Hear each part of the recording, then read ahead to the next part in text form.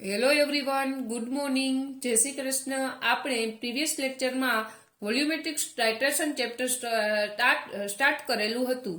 Now in this video lecture we will study type of ટાઇટ્રેશનનો પહેલો part આપણે ન્યુટ્રલાઇઝેશન titration વિશે આપણે સ્ટડી કરેલું હતું.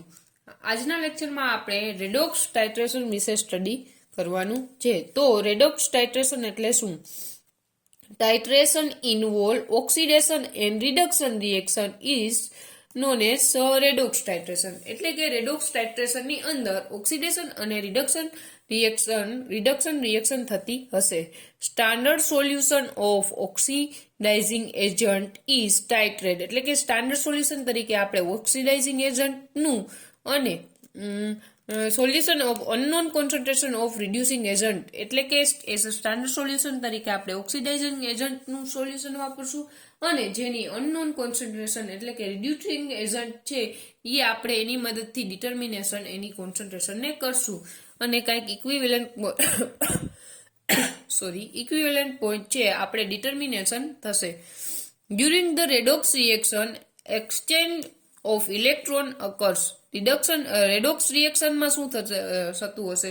રેડોક્સ રિએક્શનમાં આપણે શું થતું હશે તો કે ઇલેક્ટ્રોનનું એક્સચેન્જ થતું હશે.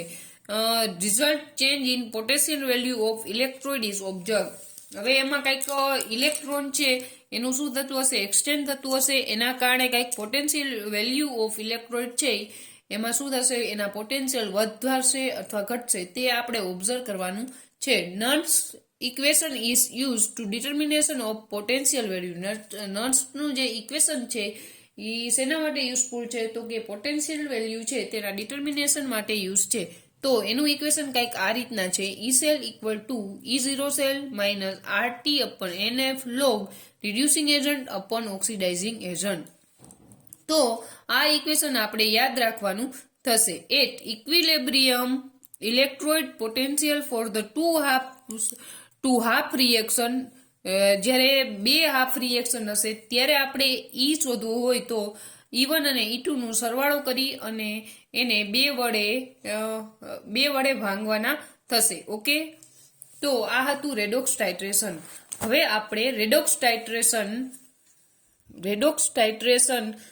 માં કઈ રીતના ચેન્જ થાય છે, કઈ રીતના ઓક્સિડેશન અને રિડક્શન રિએક્શન થાય તે આપણે સ્ટડી કરવાનું છે. Oxidizing and reducing for different colour can be use redox indicator.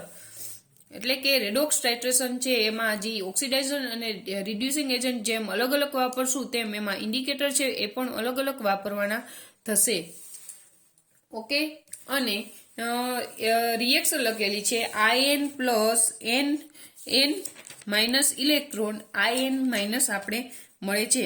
અહીંયા શું થાય છે તો કે આપણે આ જે છે એનું ઓક્સિડાઇઝિંગ અને આનું છે એ રિડક્શન થાય છે.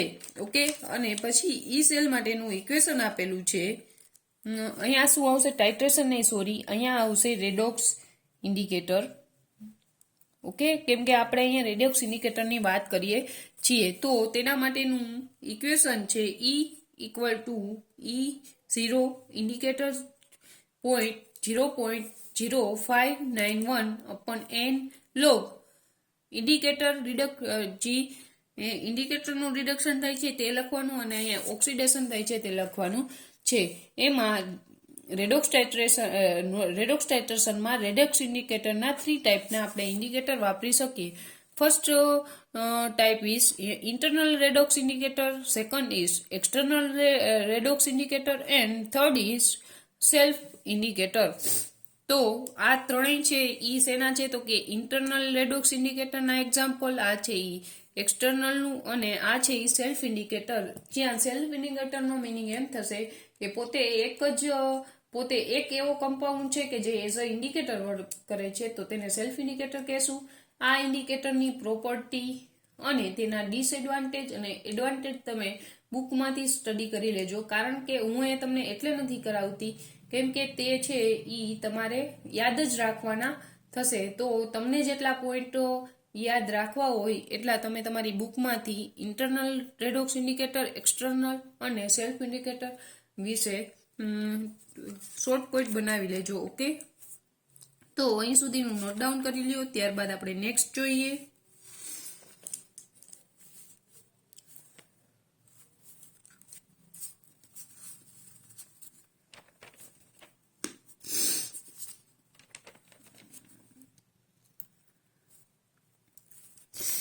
ઓકે, તો નેક્સ્ટ છે રેડોક્સ ટાઇટ્રેશન કર્વ. રેડોક્સ માટેનો ટાઇટ્રેશન કર્વ જોવાનો છે. તો ડિટર્મિનેશન ઓફ ઇક્વિલિબ્રિયમ કોન્સ્ટન્ટ કે આપણે ડિટર્મિનેશન શું કરવાનું છે તો કે ઇક્વિલિબ્રિયમ કોન્સ્ટન્ટ કે તો અહીં Fe+2 છે એનું એમાંથી શું થાય છે તો કે Fe+3 થાય છે પ્લસ ઇલેક્ટ્રોન રિડ્યુસ, એટલે કે આને ઓક્સિડેશન હાફ રિએક્શન કહેવાય, કેમ કે તેમાં આ +2 માંથી +3 એટલે કે ઓક્સિડેશન આંકમાં વધારો થયો તો તેવી રિએક્શનને ઓક્સિડેશન કહેવાય, અથવા તો ઇલેક્ટ્રોન મુક્ત થયા તેવી રિએક્શનને આપણે ઓક્સિડેશન કહેશી. તો તે ઓક્સિડેશન હાફ રિએક્શન છે. હવે રિડક્શન રિએક્શનમાં શું થાય તો કે ઇલેક્ટ્રોનનો ઉમેરો થાય અને ઓક્સિડેશન આંક છે એમાં ઘટાડો થાય. તો અહીં Ce+4 માંથી Ce+3 માં એટલે કે ઓક્સિડેશન આંકમાં શું થાય છે તો ઘટાડો થાય છે. તો તેવી રિએક્શનને રિડક્શન રિએક્શન, તો આ રિએક્શનને રિડક્શન હાફ રિએક્શન કહેવાશે. હવે આ છે ઈ ટોટલ ઓવરઓલ રેડોક્સ રિએક્શન લખેલી છે. આની માટે મારે જો કોન્સ્ટન્ટ ફાઇન્ડ કરવો હોય તો પ્રોડક્ટ અપન રિએક્ટન્ટ હું લખી શકું K = Fe+3 કોન્સન્ટ્રેશન આમાં Ce+2 અપન Fe+2 and Ce+4. Okay, હવે હું આના માટે નર્સનું ઇક્વેશન એપ્લાય કરું તો E1 બરાબર E01 minus 0.0591 upon n log reducing agent ના છેદમાં ઓક્સિડાઇઝિંગ એજન્ટ.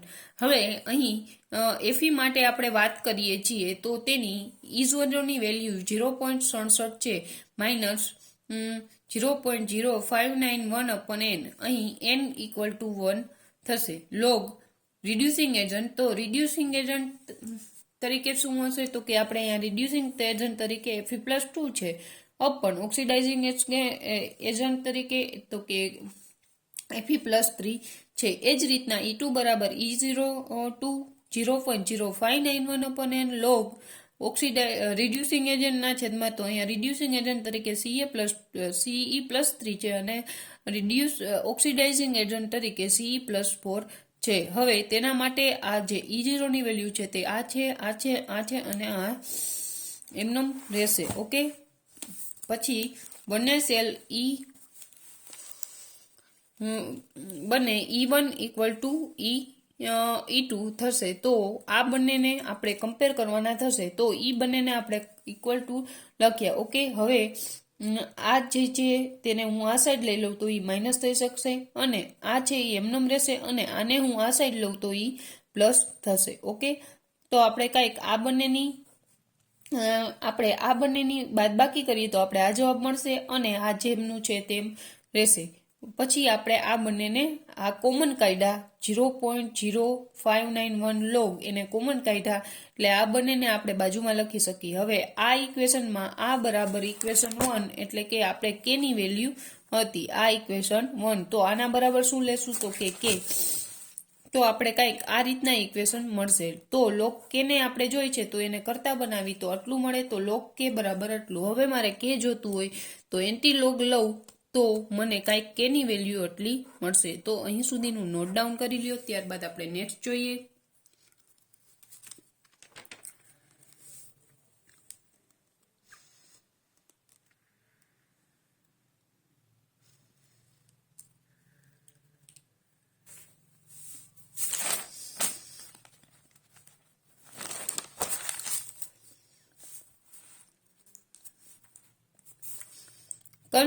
નેક્સ્ટ જોઈએ કન્સ્ટ્રક્શન ઓફ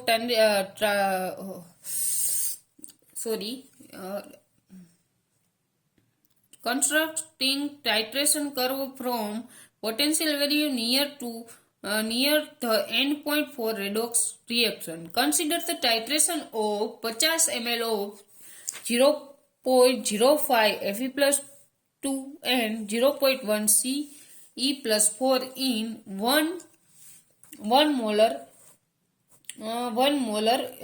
H2SO4 solution. તો આ હાફ રિએક્શન Fe+2 માંથી Fe+2 +3 Fe+2 માંથી Fe+3 electron minus oxidation reaction માટેનું E0 અને આના માટેનું આ થશે.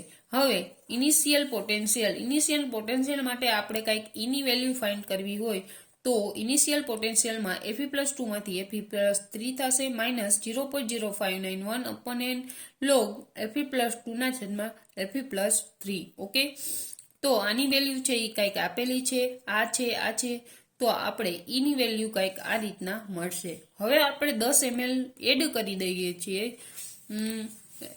દઈએ છીએ કે C+4 એડ કરી દઈએ છીએ તો આપણે એના માટેનું જોતું હોય તો Fe+3 છે એ 10 ml પહેલા આપણે એનું 10 ml માટેનું શોધીએ તો 10 ગુણ્યા 0.1 એટલે કે શેની છે તો કે Ce+4 ની કોન્સન્ટ્રેશન છે અપન 50 કે જે એ તો હશે જ સોલ્યુશન. એમાં આપણે 10 ml શું કર્યું તો કે Ce+4 છે એનું એડિશન કર્યું માઇનસ Ce+4 એટલે કે આ આખું છે એમાંથી એટલું માઇનસ કરી એટલી એની Fe+3 ની આપણે મળશે.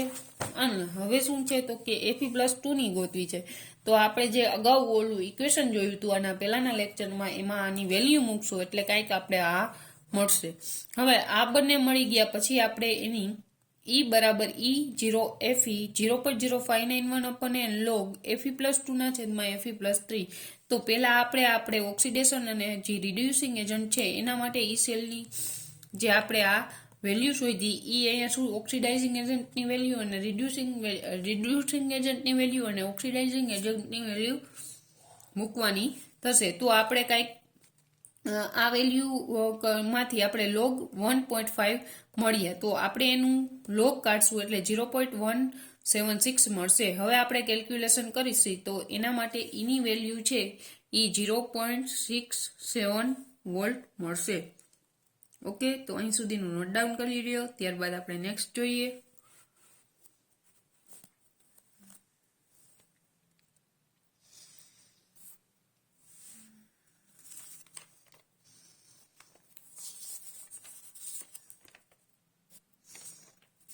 ઓકે, તો next potential at equilibrium point.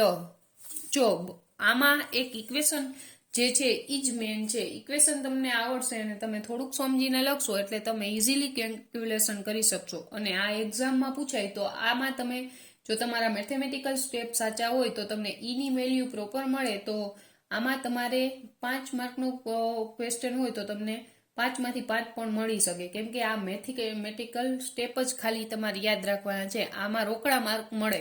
Okay, તો ધ્યાનથી તમે જોજો એટલે તમને ઇઝીલી સમજાઈ જશે. Potential at equivalent point. હવે ઇક્વિવેલન્ટ પોઈન્ટ આ બંને છે એ સમાન હશે અને આ બંને છે એ પણ ઇક્વલ હશે. ઓકે, તો એના માટે ઇક્વિવેલન્ટ પોઈન્ટ માટે મારે ઇક્વેશન જોઈએ તો બંને હાફ રિએક્શન છે તો એના માટે મારે શોધવો હોય તો શું જોઈએ તો કે ઇક્વેશન એમાં આપણે E1 + E2 upon 2 કરવું પડે. તો આના માટે આપણે શોધીએ અને પછી આપણે એની વેલ્યુ ઇક્વેશનમાં મૂકીએ તો આપણે કંઈક છે એ 1.06 વોલ્ટ આપણે મળશે. આ છે એ ઇઝીલી કેલ્ક્યુલેશન જ છે કે જે આપણે અગાઉ જોઈ ગયા છીએ એટલે આપણે આ કરાવતા નથી. અહીંયા શું થશે તો કે upon 2 ખાલી ઇક્વેશનમાં વેલ્યુ મૂકવાની થશે.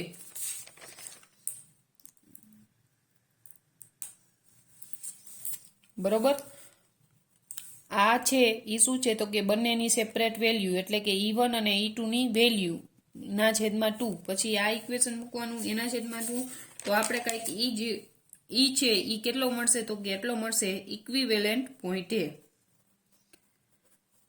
ઓકે, ખાલી તમને આ ઇક્વેશન યાદ હોય તો બંનેનું કરીને ડિવાઈડ કરવાના, ભૂલવાના નહીં. Divide 2 do. ઓકે, તો 2 વડે ડિવાઈડ કરીને તમને કંઈક વેલ્યુ મળશે 1.06 volt equivalent point. Okay, next potential after adding 25.1 ml Ce+4. હવે જો Ce+2 માટે જો પેલા આપણે Ce+3 માટે ગોતશું તો એના માટે 25 એને ગુણ્યા 0.1 upon 75.1 માઇનસ Fe+2 બરોબર એની મળશે આની મળશે. પછી જેમ અગાઉ જોયું હતું એમ આપણે અહીં એનું રિડ્યુસિંગના છેદમાં ઓક્સિડાઇઝિંગ કરી અને મેળવશું તો કંઈક મને 1.30 વોલ્ટ મળશે. સેમ જ પ્રોસેસ રિપીટ થાય છે, કાંઈ આમાં યાદ રાખવાનું નથી. ઓકે, તો ઇલેક્ટ્રોન પોટેન્શિયલ વર્સિસ આપણે વોલ્યુમ ઓફ Ce+4 નો આપણે ગ્રાફ દોરીએ તો કંઈક આ રીતના આપણે મળશે. તો અહીં તમારું રેડોક્સ ટાઇટ્રેશન કમ્પ્લીટ થયું. હવે આપણે આયોડોમેટ્રી અને આયોડીમેટ્રી ટાઇટ્રેશન વિશે સ્ટડી કરશું. તો અહીં સુધીનું નોટ ડાઉન કરી લ્યો, ત્યારબાદ આપણે જોઈએ.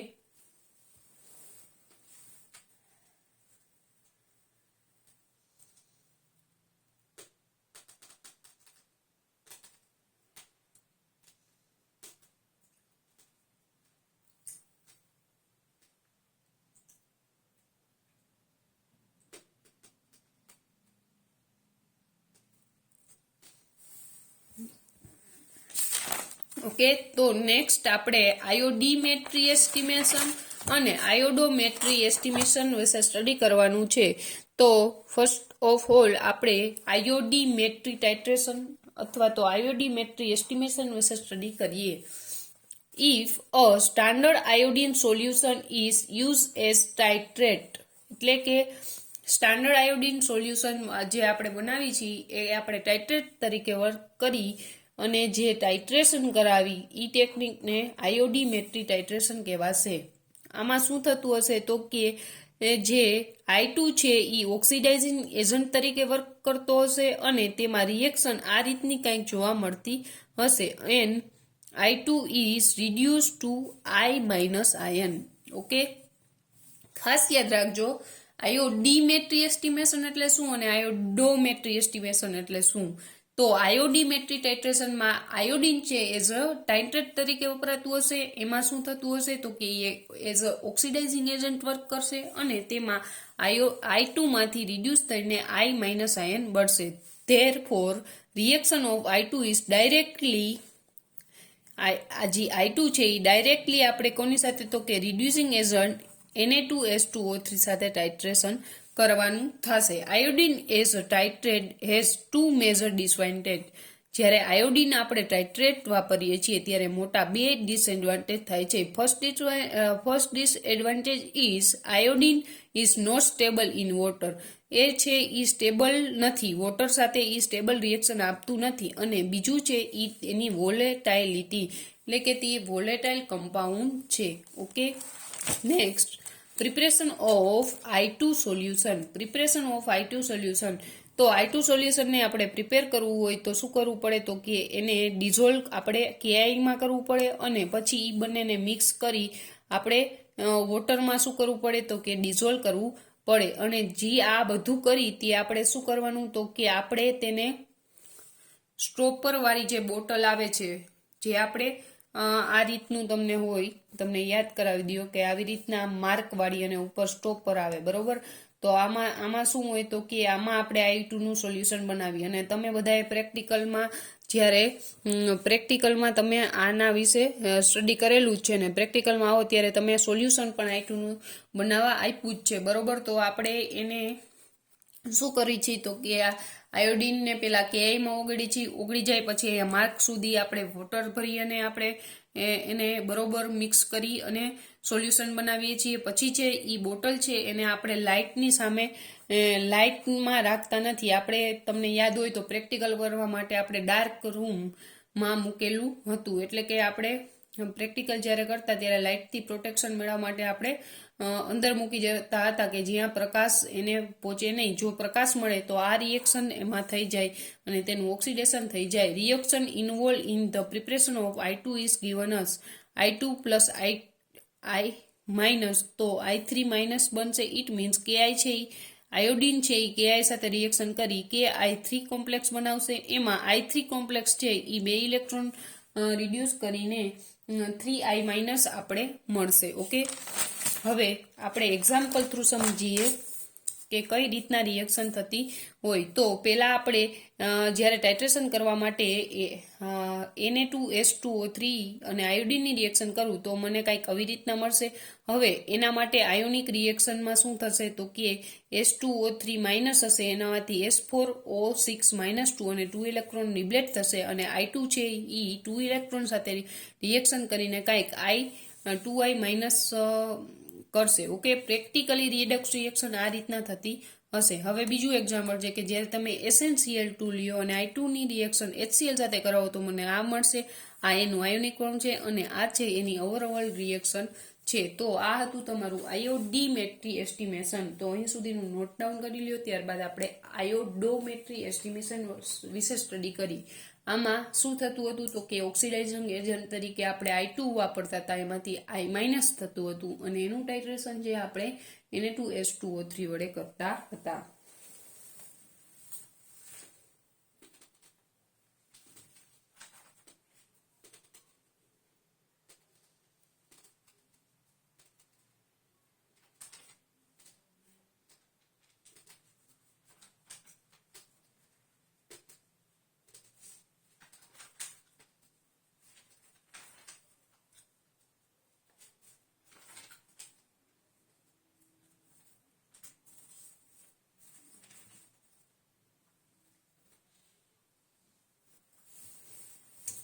રેડોક્સ ટાઇટ્રેશનમાં આયોડોમેટ્રી અને આયોડીમેટ્રી બંને એસ્ટિમેશન છે એ આઈએમપી ટોપિક છે.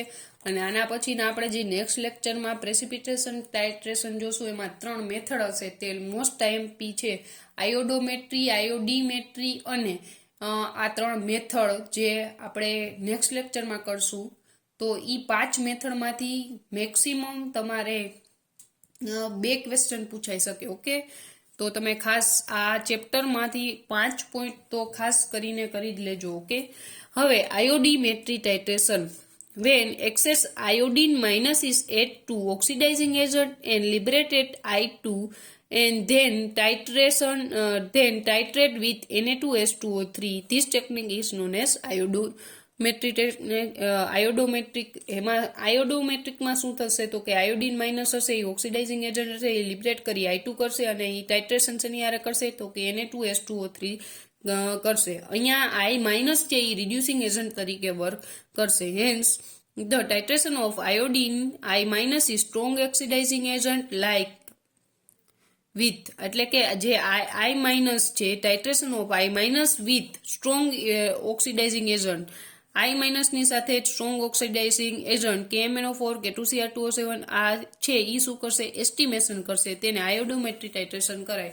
ઇન શોર્ટ I માઇનસની સાથે કોણ કોણ આપશે તો કે KMnO4 K2Cr2O7 અને Cu પ્લસ વગેરે. Okay, in iodometric titration iodine is use to indirectly oxidising agent. આયોડીમેટ્રીમાં આપણે ડાયરેક્ટ I2 નો ઉપયોગ કરતા, અહીંયા છે એ ઇનડાયરેક્ટલી I2 છે એ ઓક્સિડાઇઝિંગ એજન્ટ તરીકે વર્ક કરશે. આ મેઇન ડિફરન્સ છે. ઓમાં આપણે ડાયરેક્ટલી આયોડિનને એઝ ઓક્સિડાઇઝિંગ એજન્ટ કહી દીધું હતું, આમાં શું છે એ ઇનડાયરેક્ટલી ઓક્સિડાઇઝિંગ એજન્ટ તરીકે વર્ક કરે છે. હવે અહીં CuSO4 સોલ્યુશનનું ડિટરમાઇન્ડ આપણે આયોડોમેટ્રી ટાઇટ્રેશનથી કરવાનું છે. તો here Ki is added to CuSO4 solution,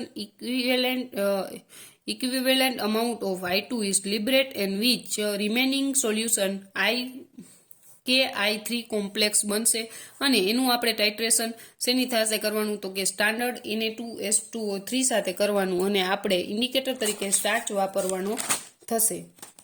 અને આ બધી રિએક્શન છે એ તમારે યાદ રાખવાની થશે કે ભાઈ રિડક્શન રિએક્શન થઈને શું થયું અને એમાં જે રિએક્શન થઈ છે એ અહીં તમને લખી દીધેલી છે. ઓકે, તો સેમ થોડીક ઘણી ચેન્જ આવશે, આયોડીમેટ્રી કરતાં થોડીક જ આયોડોમેટ્રી ચેન્જ આવશે. તો તમે આ રિએક્શન તમારે લખવાની થશે. તો અહીં સુધીનું નોટ ડાઉન કરી લ્યો, ત્યારબાદ આપણે નેક્સ્ટ જોઈએ.